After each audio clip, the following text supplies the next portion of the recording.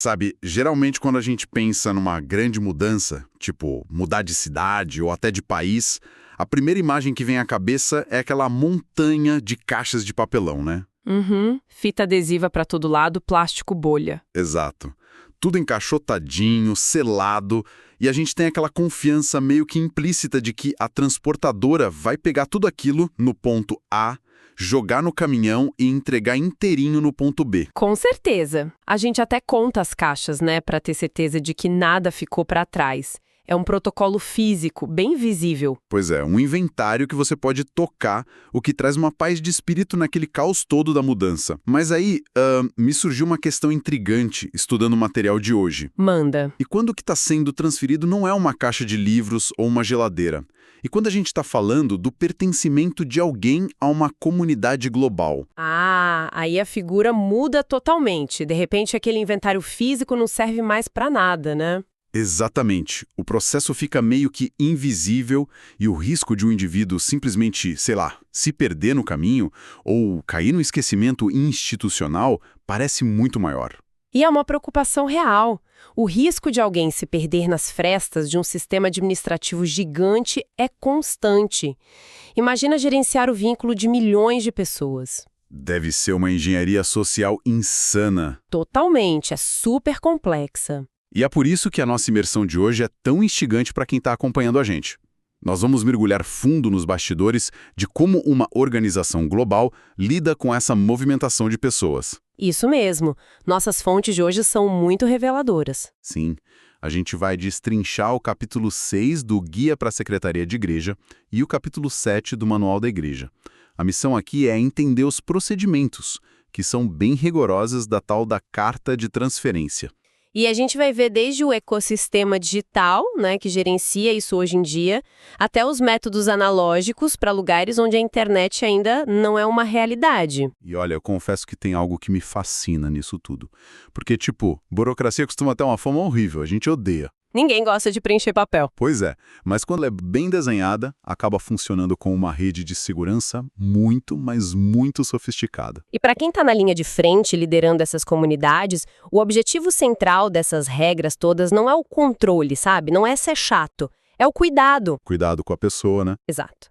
É preservar o vínculo que aquele indivíduo escolheu ter, de forma voluntária.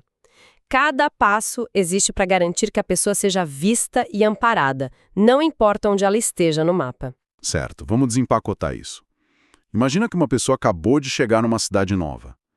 Quais são as regras de ouro, os princípios inegociáveis dessa transferência segundo os manuais? Então, o primeiro critério é de tempo. Se um membro se muda com a intenção de ficar no novo lugar por mais de 6 meses, a regra é clara. Ele deve pedir a transferência da congregação antiga para a nova. 6 meses é o limite ali para deixar de ser visita. Exatamente. É o tempo que marca essa transição para residente. E tem um detalhe vital. Se a pessoa for para uma área muito isolada, onde não tem uma igreja local formada, ela se une à igreja da associação. A associação seria tipo uma sede regional administrativa. Isso.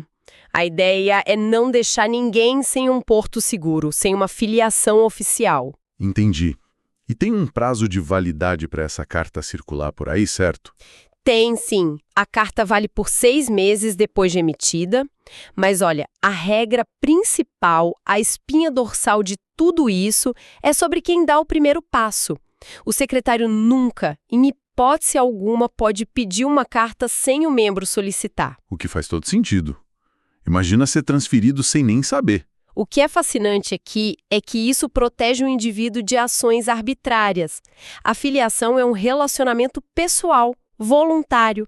Não é propriedade do líder local. Tipo, ninguém pode te despachar porque brigou com você. Nem importar alguém à força. O consentimento é a chave de ignição. Sem o ok do membro, a engrenagem simplesmente não roda. Tem uma outra trava de segurança no material que eu achei genial.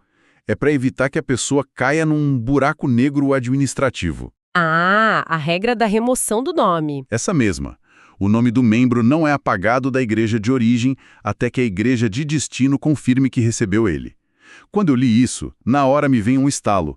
É igualzinho a uma transferência bancária, tipo um TED ou um Pix, sabe? Nossa, excelente comparação. O valor, que no caso é a pessoa, não pode sumir no ciberespaço. Tem que estar na conta de origem até o milissegundo que bate na conta de destino. Ninguém fica desabrigado institucionalmente nem por um dia. O mecanismo é idêntico. Porque imagina, se a igreja de origem apaga o nome na hora que envia a carta, e essa carta se perde, ou a nova congregação demora meses para votar, A pessoa vira um fantasma. estatisticamente inexistente. Então, a responsabilidade só é passada adiante quando o outro lado assina o recibo. Isso mostra uma teologia muito clara de que a pessoa pertence ao corpo global e não pode ficar largada no meio da viagem. Sensacional. Agora, beleza, a gente sabe que o membro está no controle e protegido contra esse limbo.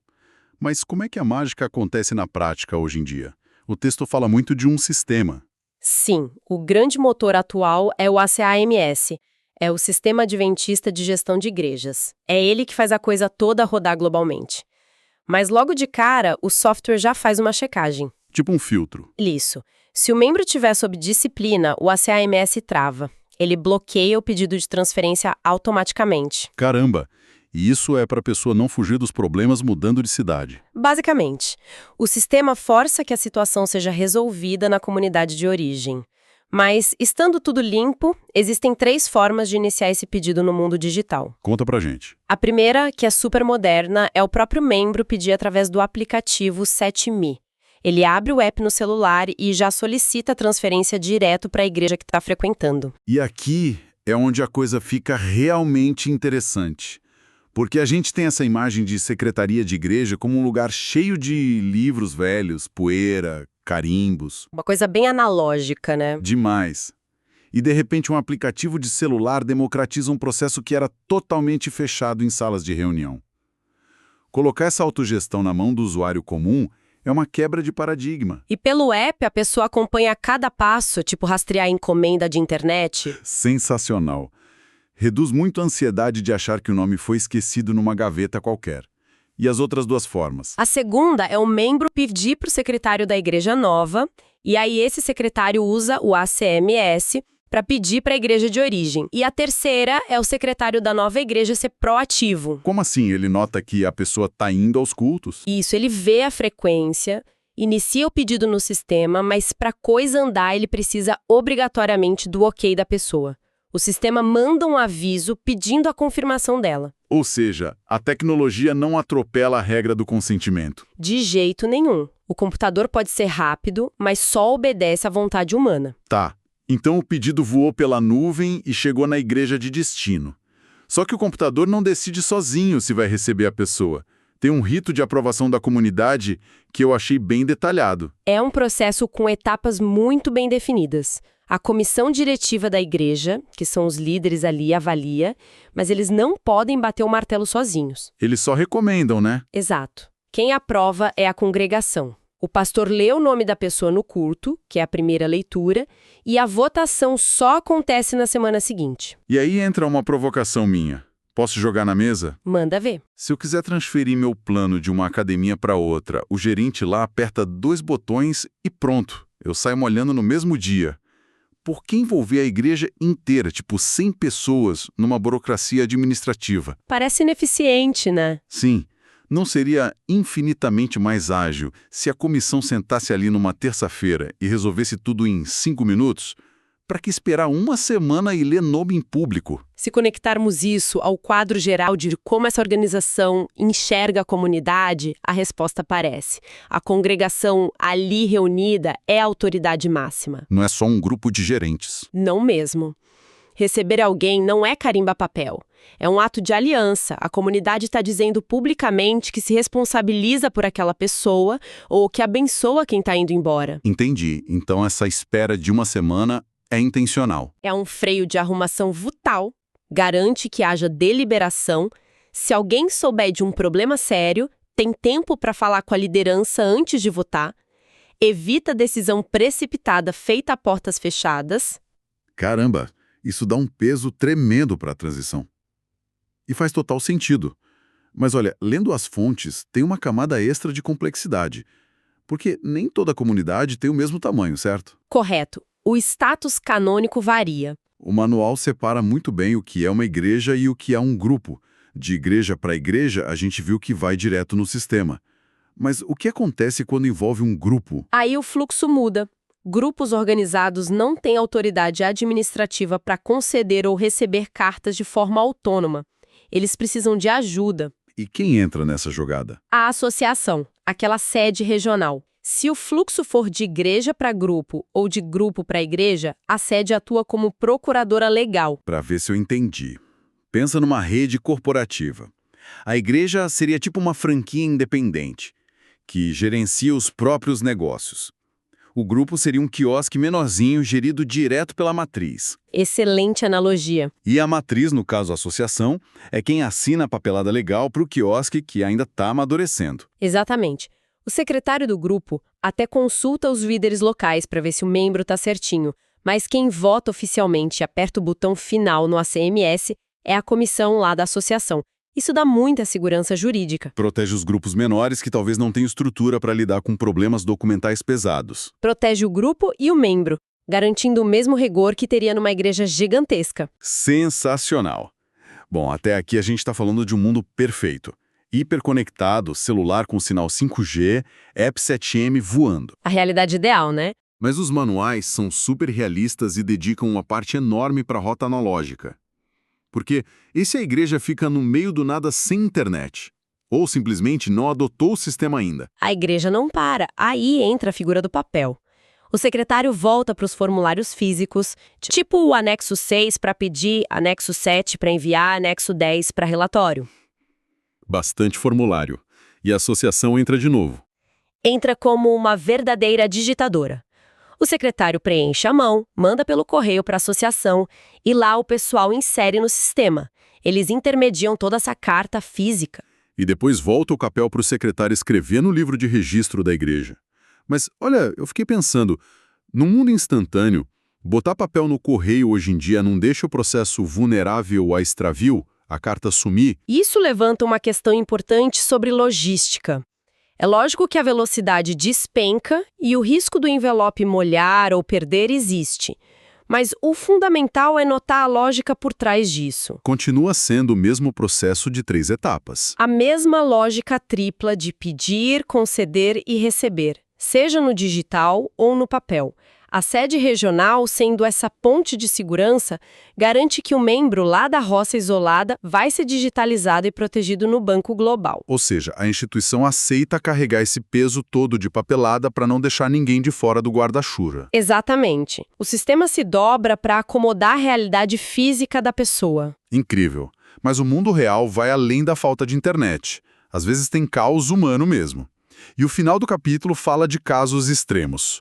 Condições difíceis de verdade. São cenários onde as regras são testadas ao limite, onde o sistema precisa ser flexível para não punir a pessoa inocente. Primeiro, é quando tem guerra civil ou desastre natural e a comunicação internacional cai. Uma situação de força maior total. Sim.